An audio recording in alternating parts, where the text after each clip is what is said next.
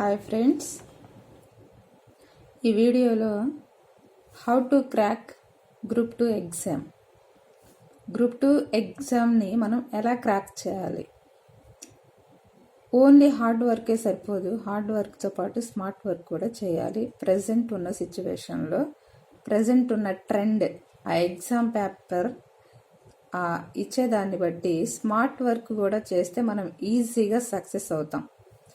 ఆ smart work ఎలా చేయాలి, ఆ ప్రిపరేషన్ స్ట్రాటజీ ఎలా ఉండాలనేది నేను చెప్తున్నాను. మీరు చాలా జాగ్రత్తగా వినాలి. ఇది ఫస్ట్ మనం చేయాల్సింది ఏంటి అంటే, సిలబస్ కాపీ మీ దగ్గర ఉండాలి.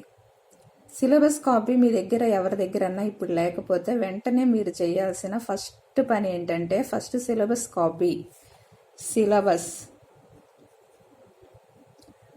సిలబస్ ప్రింట్ తీయించుకోండి. సిలబస్ ప్రింట్ తీయించుకొని మీ దగ్గర పెట్టుకోండి. మీరు ఏది చదివినా కానీ సిలబస్ పేపర్ ఖచ్చితంగా, ఏ సబ్జెక్టు చదివినా కానీ సిలబస్ పేపర్ ఖచ్చితంగా మీ పక్కనే ఉండాలి. ఒక బైబిల్, ఒక భగవద్గీత, ఒక ఖురాన్ ఎంత మెయిన్ ఇంపార్టెంటో ప్రతి గవర్నమెంట్ ఎగ్జామ్కి ప్రిపేర్ అయ్యే ప్రతి ఆస్పిరెంట్కి ఖచ్చితంగా కావలసింది ఈ సిలబస్ పేపర్. మనకు అలాంటిదే. ఈ సిలబస్ లేకపోతే మనం ఏం చదువుతున్నామో కూడా అర్థం కాదు. ఈ సిలబస్ పేపర్ అనేది ఖచ్చితంగా ప్రింట్ తీయించుకొని పెట్టుకోండి. ఈ సిలబస్ పేపర్ ప్రింట్ తీయించుకున్న తర్వాత మీ దగ్గర పెట్టుకొని అసలు ఏమి ఇచ్చాడు సిలబస్లో అనేది చదవండి. ఇండియన్ హిస్టరీ తీసుకోండి. ఆల్రెడీ నేను సిలబస్ బిఫోర్ వీడియోస్లో ఎక్స్ప్లెయిన్ చేశా, ఏం చదవాలి ఏం చదవకూడదని. కానీ ఇప్పుడు ఈ స్ట్రాటజీలో ఇండియన్ హిస్టరీని ఎగ్జాంపుల్గా తీసుకొని నేను చెప్తున్నాను. ఫస్ట్ సిలబస్ కాపీ మీ దగ్గర ఉండాలి. సెకండ్ థింగ్, సిలబస్ కాపీలో ఏమిచ్చాడు. సింధులోయ నాగరికత అన్నాడు. సింధులోయ నాగరికత నుంచి మీరు స్టార్ట్ చేయాలి. ఏం చదవాలి, సిలబస్ కాపీ తీసుకున్న తర్వాత ఏం చదవాలి అనేది తెలియాలి. ఏం చదవాలి, సిలబస్లో ఏమిచ్చాడో అది చదవాలి. నెక్స్ట్ ఏం చదవాలంటే ఎలా చదవాలి. ఇప్పుడు సింధు నాగరికత అన్నాడు, వేదకాలం అన్నాడు, వేద నాగరికత అన్నాడు. తర్వాత వెంటనే మళ్ళీ ఏమన్నాడు, బౌద్ధుల మతం, జైన మతం అన్నాడు. తర్వాత మౌర్యులు అన్నాడు. 16 మహాజనపదాలు ఉన్నాయి. అది చదవాల్సిన అవసరం లేదు. అది ఏం చదవాలన్నది తెలియాలి. తర్వాత మౌర్యులు తర్వాత ఎవరున్నారు, మౌర్య అనంతరయుగం ఉంది. అది చదవాల్సిన అవసరం లేదు. అట్లా ఏం చదవాలనేది ఫస్ట్ మీకు తెలియాలి. అది ఫస్ట్ మీరు నేర్చుకోండి. ఏం చదవాలి, సిలబస్లో ఏమి ఇచ్చాడు, ఏం చదవమన్నాడు అనేది ఫస్ట్ మీకు తెలియాలన్నమాట. మౌర్య అనంతరయుగం చదవాల్సిన అవసరం లేదు. 16 మహాజనపదాల చదవాల్సిన అవసరం లేదు. అలా అనుకుంటే ఇండియన్ హిస్టరీలో రాష్ట్రకూటులు ఉన్నారు, బాదామి చాళుక్యులు ఉన్నారు, సంగమ డైనాసిటీ ఉంది. ఇవన్నీ చదవాల్సిన అవసరం లేదు. అవేమి ఇవ్వాల సిలబస్లో మీకు. సో ఇవన్నీ చదవాల్సిన అవసరం లేదు. సో ఏం చదవాలనేది ఫస్ట్ తెలుసుకోండి. సిలబస్ కాపీ తీసుకోండి. ఏం చదవాలనేది ఫస్ట్ తీసుకోండి. తర్వాత ఏం చదవాలనేది తెలిసిన తర్వాత మీరు ఏం చేయాలంటే, ఎలా చదవాలి,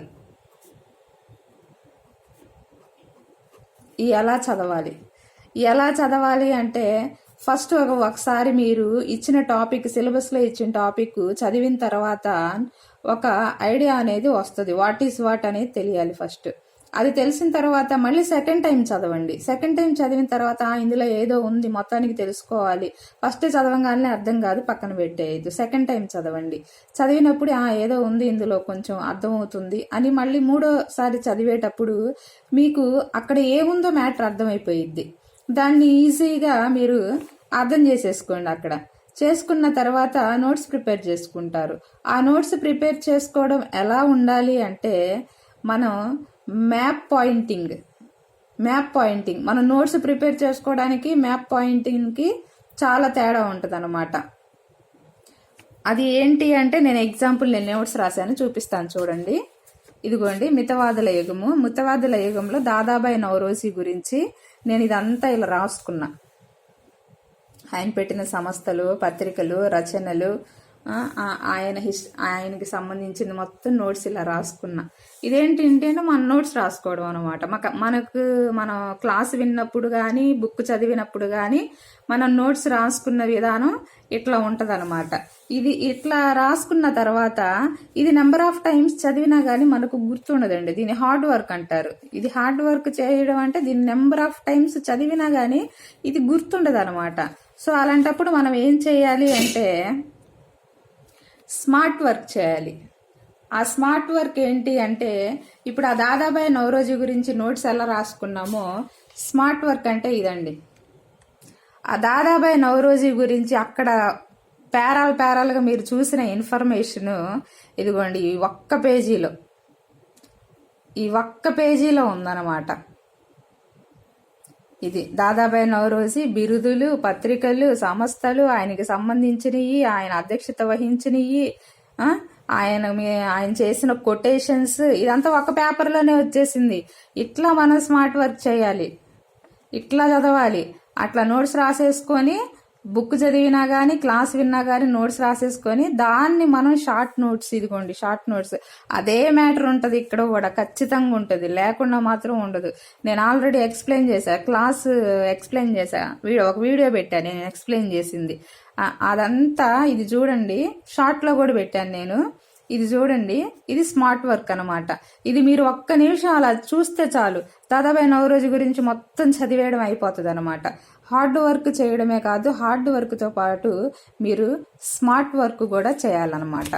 ఈ స్మార్ట్ వర్క్ చేసితే మీరు ఈజీగా ప్రతిదీ గుర్తుంచుకోగలరు. ఆ స్మార్ట్ వర్క్ చేసిన నోట్స్ని 3-4 సార్లు చూడండి, ఖచ్చితంగా గుర్తుంటుంది. సిలబస్ ఉండాలి, ఏం చదవాలో తెలియాలి, ఎలా చదవాలో తెలియాలి, తర్వాత ఎంత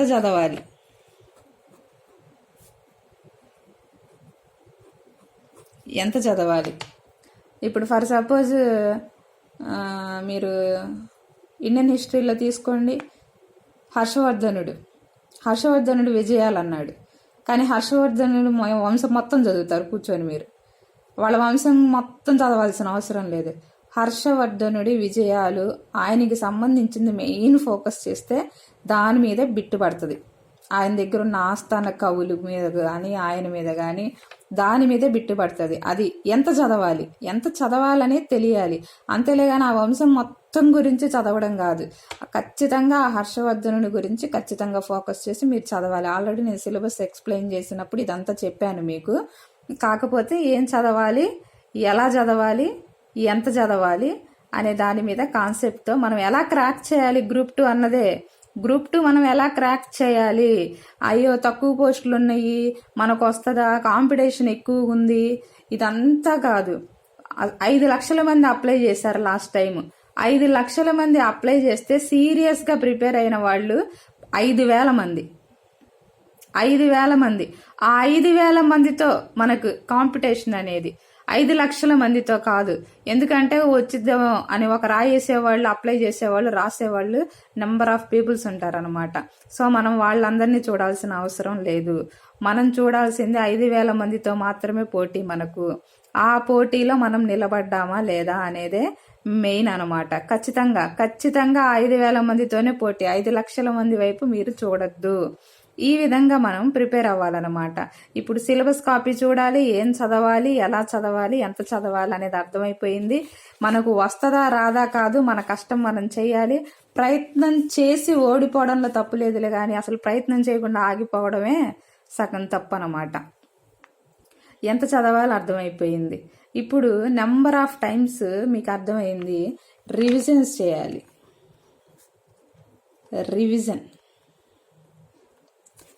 రివిజన్ చేయాలి. సిలబస్ కాపీ దగ్గర పెట్టుకోవాలి. అందులో ఏం చదవమన్నాడు, ఎలా చదవాలి, స్మార్ట్ వర్క్ చేయాలి, మ్యాప్ పాయింటింగ్ చేయాలి, ఎంత చదవాలి, ఆ వంశం మొత్తం కాదు, హర్షవర్ధన్ గుంటే ఆల్రెడీ ఎగ్జాంపుల్ చెప్పాను. అట్లా ఎంత చదవాలనేది తెలియాలి.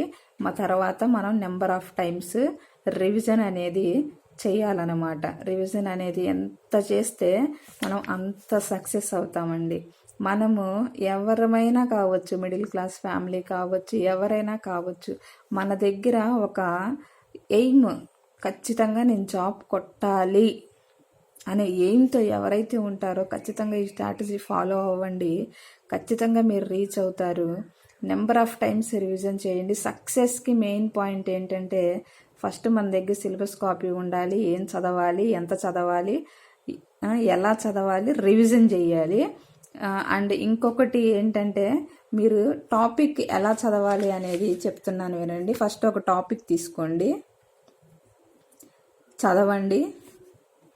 మ్యాప్ పాయింటింగ్ ఇందాక నేను నోట్స్లో చూపించా దాదాబాయి నౌరోజీ గురించి. మ్యాప్ పాయింటింగ్ వేసేసుకోండి, రివిజన్ చేయండి. ఈ రివిజన్ చేసిన తర్వాత మీకు మొత్తం ఆ టాపిక్ గురించి కంప్లీట్ అయిపోయింది. ఇప్పుడు మనం ఏం చేయాలి అంటే పీవైక్యూస్, ఒక పల్స్ అన్నమాట. ఒక మనిషికి పల్స్ ఎంత ముఖ్యమో ఒక పీవైక్యూస్ అనేవి అంత ముఖ్యం అన్నమాట. పీవైక్యూస్ చూడాలి. నేను ఆల్రెడీ పీవైక్యూస్ అనే బుక్ మీద నేను రివ్యూ చేశాను, ఒకసారి అది చూడండి. ఇదిగోండి ఈ బుక్ ఇక్కడే ఉంది. ఇట్లా ఈ పీవైక్యూస్ బిట్ బ్యాంక్ కొనుక్కోండి. ఇందులో మనం చదివే టాపిక్ ఏదైతే ఉందో వెంటనే ఆ టాపిక్కి సంబంధించిన పీవైక్యూస్ ఏమున్నాయో ఇందులో చూసేసేయండి. ఇందులో చూసిన తర్వాత ఆ పీవైక్యూస్ని మీరు ప్రాక్టీస్ చేయండి. నేనేం చేశానంటే ఆ టాపిక్ తీసుకున్నాను, చదివాను, మ్యాప్ పాయింటింగ్ వేసుకున్నాను, రివిజన్ చేశాను. ఇదిగోండి ఇండియన్ హిస్టరీ జాతీయ ఉద్యమంలో 1885 నుంచి 1900 వరకు మితవాదులు దాదాబాయి నౌరోజీ మీద అడిగిన పీవైక్యూస్ అండి ఇవన్నీ. ఇదిగో poverty and British rule in India అనే గ్రంథం దాదాబాయి నౌరోజీ. బిట్ని ఎలా తిప్పి తిప్పి అడుగుతున్నాడో ఇక్కడే అర్థమైపోయిద్ది. ఒక బిట్ని 4 రకాలుగా అడుగుతాడండి. అది ఈ పీవైక్యూస్ అన్ని మనం చేసేటప్పుడు అర్థమైపోయిద్ది. భారత్ నుండి ఇంగ్లాండ్కు సంపద తరలిపోతుంది, డ్రైన్ థియరీ అనే సిద్ధాంతాన్ని ప్రతిపాదించింది ఎవరు అన్నాడు దాదాబాయి నౌరోజీ. నేను చెప్పాను దాదాబాయి నౌరోజీ అనే క్లాస్లో మీరు ఒక్కసారి విని ఈ పీవైక్యూస్ చూడండి. ఈ పీవైక్యూస్ నేను ఎక్కడి నుంచో తీయలేదండి, ఇప్పుడు మీకు చూపించిన ఈ బుక్లో నుంచే నేను తీసి రాసుకున్నాను అనమాట. పద్దాకలు ఎక్కడ వెతుక్కునేదిలే అని చెప్పి నేను రాసుకున్నాను.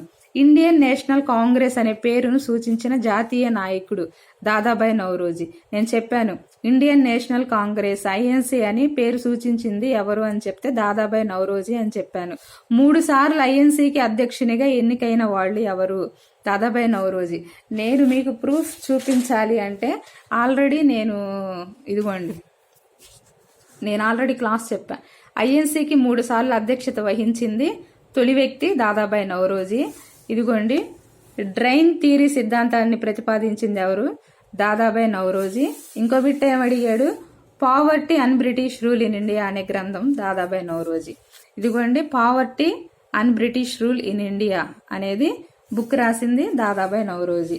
నెక్స్ట్ ఐఎన్సీ పేరును సూచించిన జాతీయ నాయకుడు దాదాబాయి నౌరోజీ అని నేను ఇంతకు ముందు క్లాస్లో నేను చెప్పాను మీకు. ఒక్క నిమిషం నేను చూపిస్తానండి.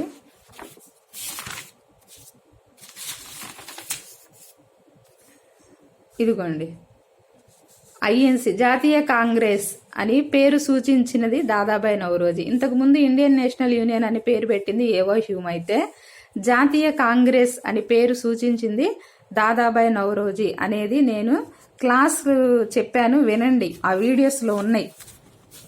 నేను మీకు పీవైక్యూస్ చూపించి చెప్తేనే మీకు అర్థమవుతుంది ఎట్లా చదవాలి, ఏం చదవాలి అనేది. ఓకేనా? 1880లో దాదాబాయి నౌరోజీ చూపినట్లుగా సగటు భారతీయుడు వార్షిక ఆదాయం కంటే జైలులో ఖైదీపై పెట్టే ఆహార బట్టల ఖర్చు ఎంత ఎక్కువగా ఉండేది? 50%. నేను ఆల్రెడీ చెప్పా ఆ బిట్టు. ఇదిగోండి జైల్లో ఉన్న ఖైదీ కన్నా బయట ఉన్న ప్రజల తలసరి ఆదాయం ఎంత తక్కువ అంటే 50%. ఆల్రెడీ నేను ఈ క్లాస్లో మీకు చెప్పా. ఇక్కడ నుంచి బిట్టు దాటి ఎక్కడ పోదండి అని చెప్పా మీకు ముందు. బిఫోర్ క్లాస్ చూడండి, మితవాదులు అని ఉంది చూడండి. భారతదేశపు గొప్ప వృద్ధ పురుషుడు దాదాబాయి నౌరోజీ. స్వీయ ప్రభుత్వమే భారతదేశపు మంచి చెడులకు ఏకైక పరిష్కారం అని 1905లో ఎవరన్నారు? దాదాబాయి నౌరోజీ. ఇదిగోండి ఏం బిట్టు అది? భారతదేశపు గొప్ప ఉత్తమ కురవృద్ధుడు. ఇదిగో భారత రాజకీయ కురవృద్ధుడు. నెక్స్ట్ స్వీయ ప్రభుత్వమే భారతదేశపు మంచి చెడులకు ఏకైక పరిష్కారం అని 1905లో దాదాబాయి నౌరోజీ అన్నారు. ఇప్పుడు పీవైక్యూస్ 7 ఉన్నాయండి. దాదాబాయి నవరోజీ గారి మీద 7 పీవైక్యూస్ ఉన్నాయి. నేను ఈ బుక్లో మొత్తం సెర్చ్ చేస్తే 7 పీవైక్యూస్ ఈయన మీద, మితవాదుల్లో ఈయన ఒక్కడి మీద 7 బిట్స్ వచ్చినాయి అనమాట.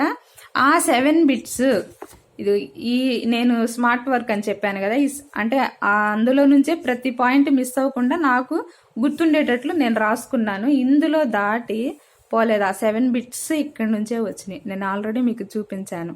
ఇట్లా చదవాలండి. చదివే విధానం ఇది. టాపిక్ చదవాలి, మ్యాప్ పాయింటింగ్ ఇట్లా వేసుకోవాలి, రివిజన్ చేయాలి, పీవైక్యూస్ చూడాలి. ఆ పీవైక్యూస్ ఎక్కడ బిట్టు పడుతుంది అనేది బుక్స్ మీద పడింది. Poverty and British rule in India అనేది బుక్స్ మీద పడింది. బిరుదు భారతీయ రాజకీయ కురవృద్ధుడి మీద పడింది. డ్రైన్ థియరీ మీద పడింది. నెక్స్ట్ ఐఎన్సీకి 3 సార్లు అధ్యక్షత వహించిన తొలి వ్యక్తి అని బిట్ వచ్చింది. జైల్లో ఉన్న ఖైదీల కన్నా బయట ఉన్న ప్రజల తలసరి ఆదాయం తక్కువ 50% అని వచ్చింది. స్వీయ ప్రభుత్వమే భారతదేశపు మంచి చెడులకు ఏకైక పరిపాలన అని 1905లో దాదా అన్నారని దీని మీద కూడా బిట్ వచ్చింది. ఈ విధంగా చదవాలి. ఈ విధంగా ప్రతి సబ్జెక్టు మీరు చదివితే ఎందుకు రీచ్ అవ్వరండి? లోపం మనలోనే ఉంటుంది. అది సరి చేసుకుంటే చాలు. అది చదివే విధానం తెలిస్తే చాలు. అది చెప్పేవాళ్ళు లేక లాస్ట్ టైం నేను అసలు ఏం చదివానో కూడా తెలియదు. అన్నీ చదవాలేమోనని చెప్పి 50% చదివా. అన్నీ చదవాలేమోనని 50% నేను చదివింది. ఆ 50% నాలెడ్జ్తోనే వెళ్ళి ప్రిలిమ్స్ క్వాలిఫై అయ్యి మెయిన్స్లో మాత్రం ఆగిపోయానండి. నాకు అప్పట్లో ఈ విధంగా ఈ ప్రాసెస్లో చదవాలన్నది తెలియదు, పీవైక్యూస్ చేయాలని తెలియదు, అసలు నాకేం తెలియదండి అప్పుడు.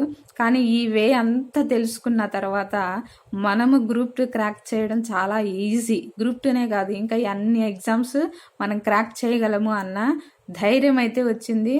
ఇది నేను తెలుసుకున్నాను, ఈ స్ట్రాటజీని. అది మీకు కూడా షేర్ చేద్దామని. ఎందుకంటే మనకు ఒక మంచి విషయం తెలిసినప్పుడు అది నలుగురికి చెప్పాలి అన్న ఇదితోనే నేను చెప్తున్నాను. ఇది ఏదో సీక్రెట్ అన్నట్టు చాలామంది దాచిపెడతారు, చెప్పరు. మ్యాక్సిమం ఎలా చదవాలి, ఏం చదవాలి, ఎంత చదవాలి, రివిజన్ చేయాలి, మ్యాప్ పాయింటింగ్ వేసుకోవాలి, పీవైక్యూస్ ఫాలో అవ్వాలి. అందరూ టాపిక్స్ చెప్తారులే కానీ ఆ టాపిక్ని ఎలా చదవాలి, ఎంత చదవాలి, ఎలా రివిజన్ చేయాలి, ఎలా పీవైక్యూస్ చేయాలి, ఎలా చూసుకోవాలి అనే వే అయితే ఎవరు చాలామంది చెప్పట్లేదండి. నేను చాలా వీడియోస్ చూశాను కూడా. దయచేసి మీరు దీన్ని ఫాలో అవ్వండి. ఖచ్చితంగా మీరు సక్సెస్ అవుతారు. ఓకేనండి. Thank you.